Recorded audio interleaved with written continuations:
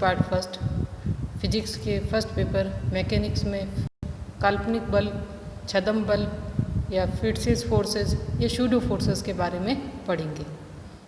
ऐसे निर्देश तंत्र जिसमें न्यूटन का जड़त्व का नियम लागू नहीं होता है उन्हें अजड़त्वीय या नॉन इनर्शियल निर्देश तंत्र कहते हैं, और सभी त्वरित और रोटेटिंग निर्देश तंत्र अजड़त्वीय निर्देश तंत्र होते हैं, अर्थात एक समान वेग से गति करने वाले तंत्र जड़त्वीय और परिवर्ती वेग या घूर्णी गति करने वाले तंत्र अजड़त्वीय होते हैं।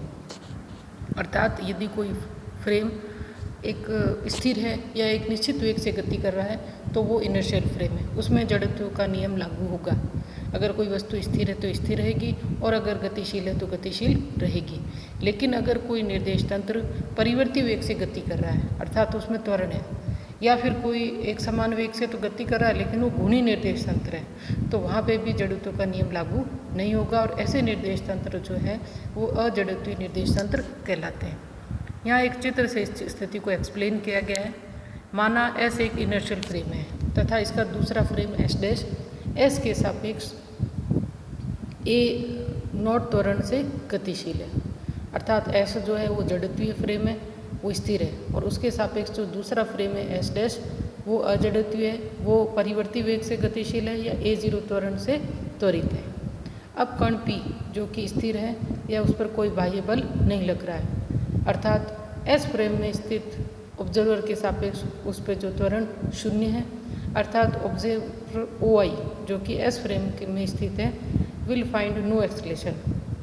तो इस पे त्वरण 0 है इसलिए इस कण पे बल भी शून्य होगा। अब यदि इसी कण को S डैश फ्रेम से देखा जाए तो ऑब्जर्वर ON को ये कण माइनस A0 त्वरण से गतिशील दिखाई देगा, अर्थात S डैश फ्रेम में कण पर माइनस ma0 बल लगता हुआ प्रतीत होगा, जबकि कण P पर कोई बाह्य बल नहीं लग रहा है।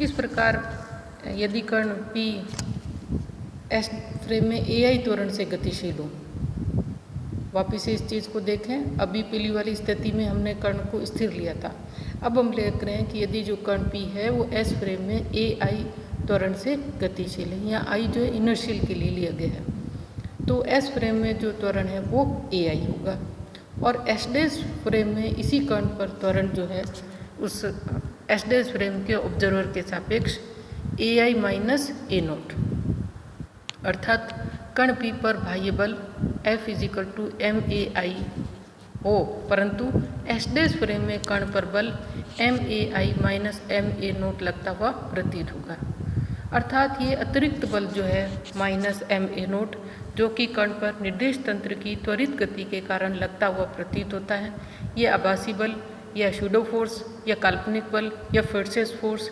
इमेजिनरी फोर्स, कई नामों से इसको पुकारा जाता है, कहा जाता है। तो वह बल जो वास्तव में कण पर नहीं लगता है परंतु निर्देश तंत्र की त्वरित गति के कारण कण पर लगता हुआ प्रतीत होता है, ये आभासी बल या छद्म बल कहलाता है। तो निर्देश तंत्र की त्वरित गति के कारण, या दूसरे शब्दों में हम ये कह सकते हैं कि जो अजड़त्वीय निर्देश तंत्र होते हैं उसमें कण पर एक आभासी बल लगता है। यह सूडो फोर्स बाहर से कण पर आरोपित नहीं होता है, वरन हमारे द्वारा चयनित निर्देश तंत्र की त्वरित गति के कारण उत्पन्न होता है, अर्थात कण पर आभासी बल F0 is equal to minus MA0। ये त्वरित फ्रेम S डैश, यहाँ जो त्वरित फ्रेम S डैश है वो नॉन इनर्शियल फ्रेम है, because in this frame Newton's law of inertia is not valid. यदि कण P स्थिर है, यदि उस पर बाह्य बल शून्य है तो S फ्रेम में कण पर बल नहीं लगेगा, परंतु the observer of S dash frame is observing a force minus MA0 on the particle. यदि S फ्रेम में कण का त्वरण AI है तो जो बल है वो MAI होगा, और S डैश फ्रेम में कण का त्वरण जो है AI माइनस A0 है, तो जो ऑब्जर्व्ड फोर्स है, जो प्रेक्षित बल है वो MAI माइनस MA0 होगा, अर्थात F जो N या non inertial frame of reference के लिए फोर्स लिखा गया है, तो FI प्लस माइनस MA0, इसको हम लिख सकते हैं force in non inertial frame is equal to force in inertial frame plus pseudo force F naught. This formula gives the observed force in the non-inertial frame. अब अभी तक हमने ये देखा कि वास्तव में जो निर्देश तंत्र की गति के कारण, त्वरित गति के कारण किसी कण पर जो आभासी बल लगता है तो वो जो निर्देश तंत्र है जो त्वरित गति कर रहा है वो अजड़त्वीय होता है। तो हमने देखा था पिछले वीडियो लेक्चर में कि या तो त्वरित गति करने वाले या फिर घूर्णी निर्देश तंत्र जो है वो अजड़त्वीय होते हैं। तो यहाँ हम त्वरित गति के लिए भी एक एग्जाम्पल देखेंगे और घूर्णी निर्देश तंत्र के लिए भी जो स्यूडो फोर्स लगता है उसका एग्जाम्पल देखेंगे।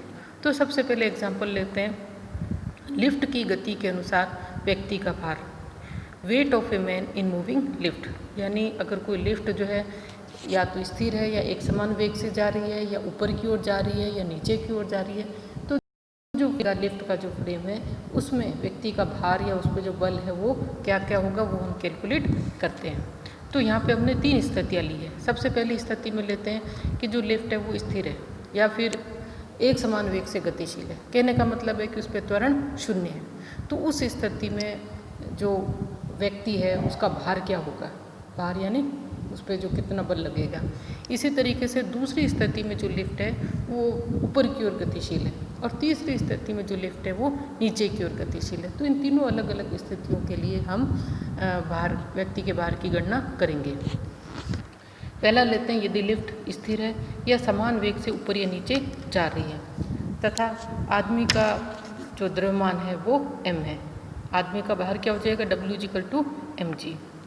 It means the observer is moving with constant velocity. Observer हम 2 फ्रेम ले रहे हैं, एक तो जो ग्राउंड है वो फ्रेम ले रहे हैं जिसको तो ले रहे हैं हम जड़त्वीय या इनर्शियल, और दूसरा जो फ्रेम है वो लिफ्ट है। लिफ्ट के साथ जो अटैच फ्रेम है वो अगर लिफ्ट एक समान वेग से जा रही है जब तो है जड़त्वीय इनर्शियल, और अगर परिवर्ती वेग से जा रही है तो वो नॉन इनर्शियल है। तो 2 अलग अलग फ्रेम ले रहे हैं। तो the observer is moving with constant velocity so that acceleration of the frame यहाँ दूसरा फ्रेम कौन सा है, एच डैश फ्रेम, उसका एक्सेलरेशन क्या होगा 0। So A0 is equal to 0। thus the frame of the lift is inertial, and in both the frame the force on the man is same. It means कि जो force ground पे के respect में ले रहे हैं वो mg, और जो लिफ्ट के कारण जो फोर्स लगेगा वो भी mg होगा।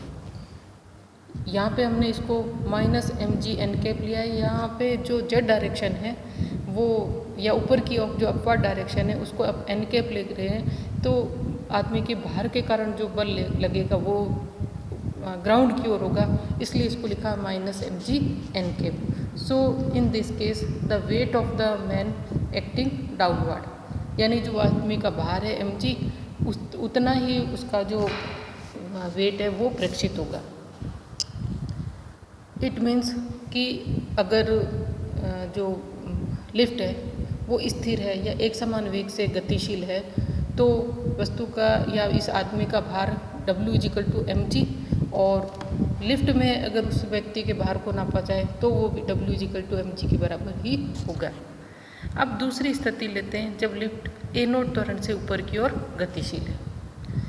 इस स्थिति में हम आदमी का भार 2 स्थितियों में ज्ञात करेंगे, पहले ग्राउंड के सापेक्ष और दूसरा लिफ्ट के सापेक्ष। तो पहले ग्राउंड के सापेक्ष लगते हैं। ग्राउंड के सापेक्ष आदमी का भार -mg n कैप। माइनस इसलिए लिया है क्योंकि हमने जो ऊपर वाली डायरेक्शन है उसको हमने पॉजिटिव लिया है, तो बस आदमी का भार नीचे की ओर लगता है, इसलिए -mg n कैप। और जो स्यूडो फोर्स लगेगा वो लिफ्ट की गति के विपरीत दिशा में लगता है। तो जो लिफ्ट है वो ऊपर की ओर जा रही है तो स्यूडो फोर्स लगेगा नीचे की तरफ। तो F0 is also -m A0 n cap. अतः लिफ्ट के सापेक्ष आदमी का भार F0 जो है वो Fi + F0 के बराबर होगा, और ये -mg n cap -m A0 n cap, तो यहाँ पे -m तो कॉमन आ जाएगा, g + A0 n कैप। अर्थात जब लिफ्ट ऊपर की ओर जा रही है तब आदमी का भार mg प्लस a नोट नीचे की ओर होगा, अतः वस्तु का भार बढ़ा हुआ प्रतीत होगा। तीसरी स्थिति लेते हैं जब लिफ्ट a नोट त्वरण से नीचे की ओर गतिशील है। इस स्थिति में ग्राउंड के सापेक्ष जो आदमी है, व्यक्ति है, उसका भार या फोर्स जो है वो -mg n कैप, और आभासी बल जो है F नोट वो लिफ्ट के कारण, लिफ्ट नीचे की ओर गतिशील है तो आभासी बल लगेगा ऊपर की ओर, ये हो जाएगा plus m a note n cap. So observed force on the man in the frame of lift, lift के सापेक्ष उसका जो भार होगा वो -mg n cap plus m a note n cap. So -mg minus a note n cap, अर्थात जब lift नीचे की ओर गतिशील है तब वस्तु या आदमी के भार में कमी होगी। इसमें एक स्पेशल केस लेते हैं कि यदि त्वरित गति करते समय लिफ्ट की रस्सी टूट जाए तो उस स्थिति में जो वस्तु है वो आदमी का भार ग्राउंड के सापेक्ष नीचे की ओर लगेगा, और क्योंकि इसमें वस्तु जो है या जो फ्रेम है या जो आदमी है वो जी त्वरण से नीचे की ओर गतिशील है, तो उस स्थिति में सूडो फोर्स जो होगा वो ऊपर की तरफ लगेगा और वो होगा mg। So force on man और weight of man in lift, इस स्थिति में -mg n cap plus mg n cap और टोटल हो जाएगा 0। यानी इस पे जो ऑब्जर्व्ड फोर्स है या ऑब्जर्व्ड जो वेट है आदमी का लिफ्ट के सापेक्ष वो 0 होगा, अर्थात इस स्थिति में आदमी का भार 0 होगा and he is in the state of weightlessness, ये भारहीनता की स्थिति है। तो इस प्रकार हमने इस लिफ्ट वाले एग्जाम्पल में देखा कि जो व्यक्ति का भार है वो अलग अलग फ्रेम में अलग अलग है, वो डिपेंड कर रहा है फ्रेम की गति पे। अगर जो एक स्थिर फ्रेम हमने ग्राउंड को लिया है और उसके सापेक्ष दूसरा फ्रेम है वो लिफ्ट है, लिफ्ट अगर एक समान वेग से गतिशील है तो वो इनर्शियल फ्रेम है, और इनर्शियल फ्रेम में जो है वेट सेम रहेगा, फोर्स सेम रहेगा क्योंकि उस पर सूडो फोर्स नहीं लगेगा। लेकिन अगर लिफ्ट ऊपर की ओर गतिशील है तो सूडो फोर्स लगेगा नीचे की तरफ, और अगर लिफ्ट नीचे की ओर गतिशील है तो सूडो फोर्स लगेगा ऊपर की ओर, और आदमी का भार हमेशा नीचे की ओर लगता है। तो इस तरीके से लिफ्ट जब ऊपर की ओर गतिशील है तो आदमी को अपने लिफ्ट के सापेक्ष उसका भार बढ़ा हुआ होगा, और अगर नीचे की ओर गतिशील है तो लिफ्ट के सापेक्ष उसका भार घटा हुआ प्रतीत होगा। इसी तरीके से हम एक दूसरा एग्जाम्पल लेते हैं। Suppose a box is falling in the gravitational field of the earth with an acceleration g। माना कि बॉक्स है और बॉक्स के अंदर एक पार्टिकल है, ये बॉक्स जो है स्वतंत्रता पूर्वक गिर रहा है नीचे पृथ्वी के गुरुत्वीय त्वरण g के प्रभाव में।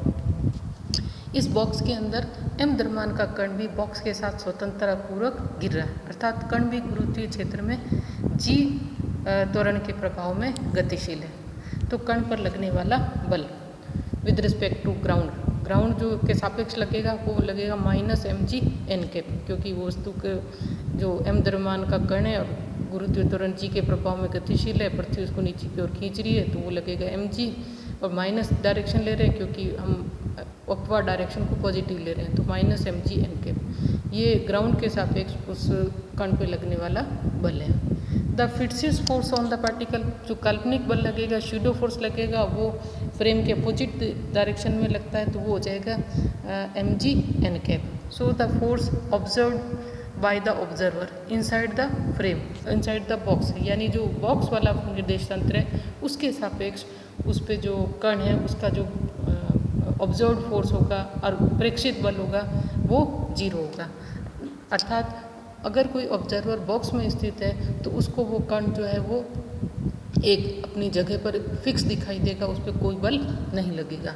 Now suppose that the box is move with an acceleration a0 is equal to g in the upward direction, अर्थात अभी तो हमने माना था कि जो बॉक्स है वो नीचे की तरफ आ रहा था, अब हम मान रहे हैं कि जो बॉक्स है वो g त्वरण से ऊपर की ओर गतिशील है, तो उस समय इस कण पे कितना बल लगेगा। तो हम देखते हैं कि कण का भार तो लगेगा नीचे की तरफ, तो -mg n कैप, और सूडो फोर्स लगेगा वो गति के विपरीत दिशा में। बॉक्स ऊपर की ओर गतिशील है इसलिए सूडो फोर्स लगेगा नीचे की तरफ, तो माइनस mg n कैप।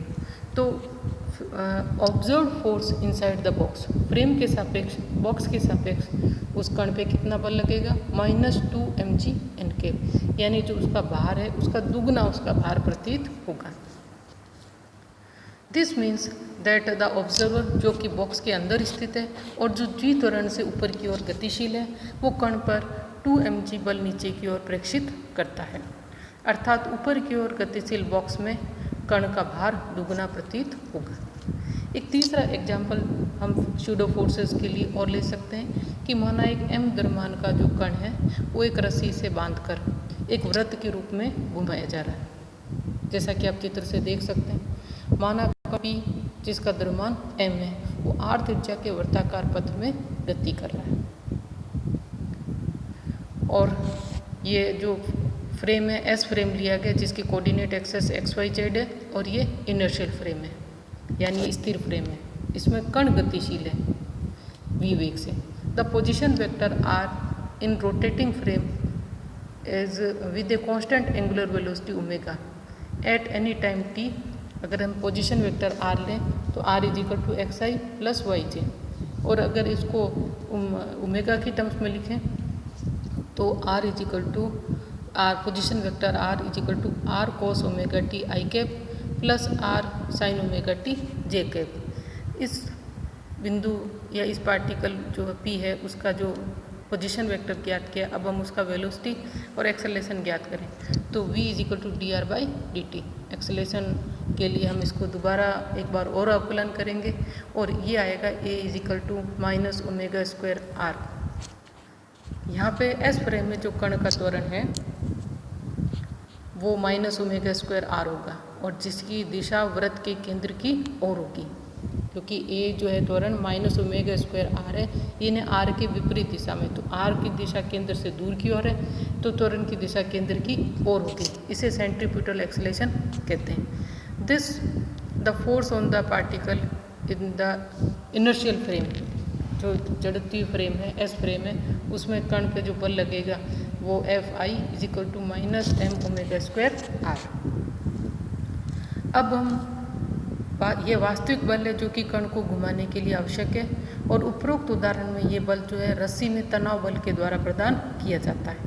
अब हम एक दूसरा फ्रेम लेते हैं S', जो कि ओमेगा कोणीय वेग से घूर्णन गति कर रहा है और पार्टिकल भी ओमेगा कोणीय वेग से घूर्णन गति करता है।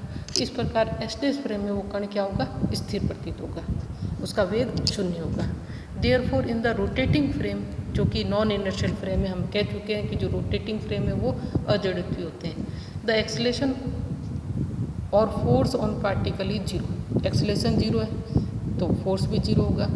सो Fn यानी force in inertial frame, non inertial frame is 0।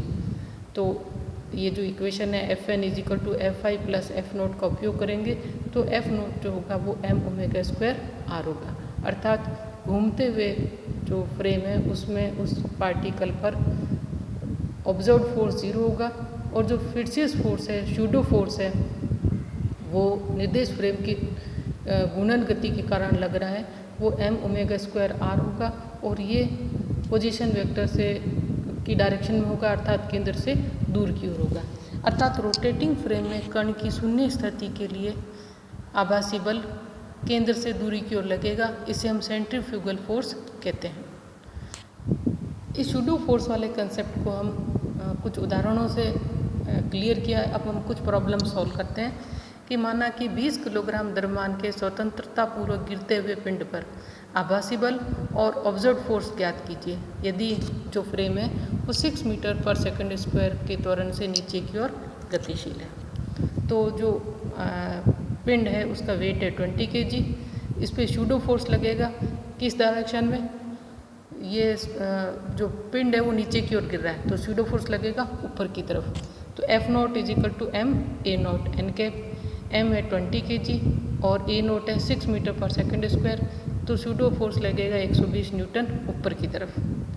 और जो Fi है वस्तु का जो भार है, पिंड के भार के कारण इनर्शियल फ्रेम में जो फोर्स लगेगा वो कहाँ लगेगा, क्योंकि ये जो है पिंड नीचे की ओर खींच रहा है तो mg_n।